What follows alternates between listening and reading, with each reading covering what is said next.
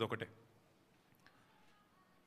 మార్బీ అనే ఒక గుజరాత్లో ఒక ప్రాంతంలో ఒక పెద్ద బ్రిడ్జ్ కూలిపోయి 140 మంది చచ్చిపోయినా ఏ ఎన్డీఎస్ఏ బోదు ఎవడు బోడు ఏ ఏజెన్సీ బోదు 140 మంది చావులకు ఫలానావాడు బాధ్యుడు అని ఒక బాధ్యతాయుతమైన ఏ ఏజెన్సీ మాట్లాడదు, కేంద్ర ప్రభుత్వం మాట్లాడదు, గుజరాత్ ప్రభుత్వం మాట్లాడదు.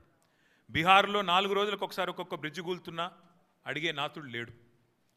అదే తెలంగాణలో ఇక్కడ కాంగ్రెస్ ప్రభుత్వం ఉన్నప్పటికీ సుంకిశాల రిటైనింగ్ వాల్ కూలిపోయి 100 కోట్ల నష్టమైన ఎన్డీఎస్ఏ రాదు, ఎవడు రాడు.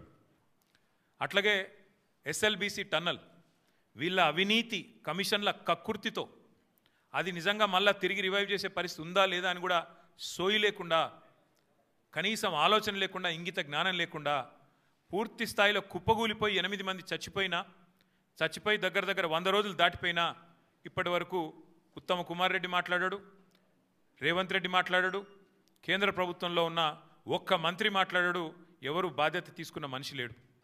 అట్లాగే వట్టెం పంప్ హౌస్ మునిగిపోయిన ఈ కాంగ్రెస్ ప్రభుత్వం వచ్చిన తర్వాత దాని గురించి మాట్లాడేటోడు లేడు. అట్లాగే పెద్దవాగు ఒకసారి కాదు 2 సార్లు కొట్టుకొని పోయిన ప్రాజెక్టు అడిగేవాడు లేదు. కానీ కాళేశ్వరం విషయంలో మాత్రం హరీష్ రావు గారు, కేసీఆర్ గారు 100 సార్లు చెప్పారు. కాళేశ్వరంలో 100 కంపోనెంట్లు ఉంటే ఒక్క కంపోనెంటు ఒక బ్యారేజ్, అందులో 3 బ్యారేజీలు, 19 రిజర్వాయర్లు, 21 పంప్ హౌజులు, 100 కిలోమీటర్ల సొరంగ మార్గాలు, 1000 కిలోమీటర్ల ప్రవాహ కాలువలు ఉన్నాయి, 100 కంపోనెంట్లు ఉన్నాయి.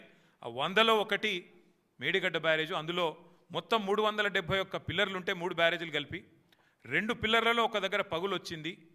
దాన్ని పట్టుకొని దున్నపోతూ ఈనింది అని కాంగ్రెస్ వాడంటే దుడ్డెను కట్టేయమని బీజేపీ వాడు 2 రోజుల్లో ఎన్డీఎస్ఏ రిపోర్ట్ అని వడ్డించి ఎన్డీఏ రిపోర్ట్ బీజేపీ ఆఫీస్లో తయారు చేసి ప్రజల్ని భ్రమింపజేసే ప్రయత్నం చేసినారు. దానికి తిరుగులేని విధంగా ఎల్ఎన్టీ అనే సంస్థ ఏ సంస్థనైతే పార్లమెంట్ భవనం కట్టిందో, ఏ సంస్థనైతే కాంగ్రెస్ పార్టీ కేంద్ర కార్యాలయం కట్టిందో ఆ సంస్థ మొన్ననే స్పష్టంగా చెప్పింది, ఈ నివేదికను మేము తిరస్కరిస్తున్నాం, ఎన్డీఎస్ఏ రిపోర్టు ఇది చెత్తబుట్టలో పడేయడానికి తప్ప ఎందుకు పనికిరాని రిపోర్ట్ అని చెప్పినారు.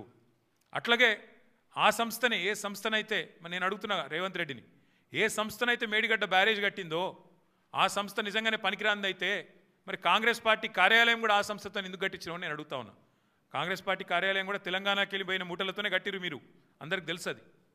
అందుకే మేము అనేది